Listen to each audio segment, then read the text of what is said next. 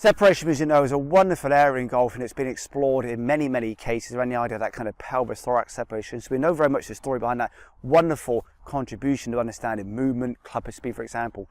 But let's actually start to explore that concept in a much more kind of precise, accurate way. So the idea of kind of can we separate, for example, say the kind of pelvis and the thorax, which is tremendously valuable. We actually look more anatomically at the systems behind this.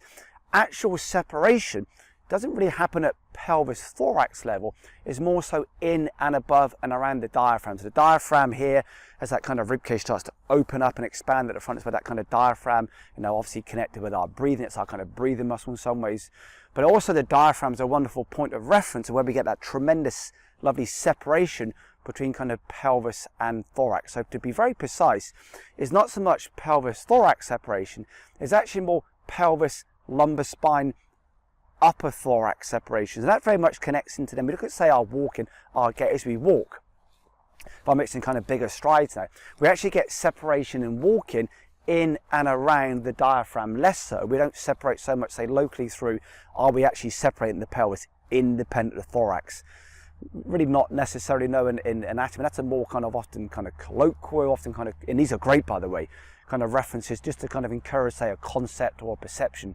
But looking more anatomically, what really happens is actually our ability to separate upper thorax from the kind of lower thorax, lumbar spine, pelvis. So true separation in the anatomical sense is that upper thorax separation relative to lower thorax, lumbar spine, pelvis. So certainly a movement we can explore is kind of, can we actually move the lumbar spine and pelvis and lower thorax almost as a complete, this is a very informal reference, as almost a complete kind of, somewhat kind of one unit now, relative to, then independent of the upper thorax. So less so can we kind of produce these movements as it's exploring.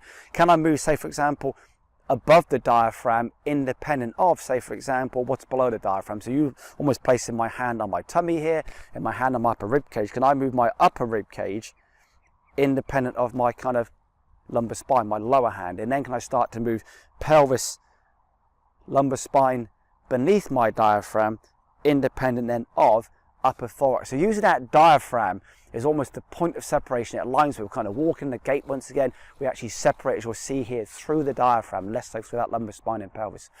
Using that kind of reference can be a much more accurate way and a much more exploratory way and a much more advantageous way of actually looking at, say, rotation or separation. As we move and transition, it's our ability to move the lumbar spine, the pelvis, the lower thorax, independent of that upper thorax. So we actually then produce that separation around the diaphragm, can often then connect back with, say, reduced pain, better movement, improved club delivery, for example, rather than, say, just kind of moving the pelvis independently, can often then be less helpful. So again, they're often using these very informal kind of colloquial definitions, wonderful references, by the way, to great concepts. But look more precisely at how well you're able to separate above and below the diaphragm, can often be a much more helpful way, again, avoiding pain, producing better club head speed and better club delivery.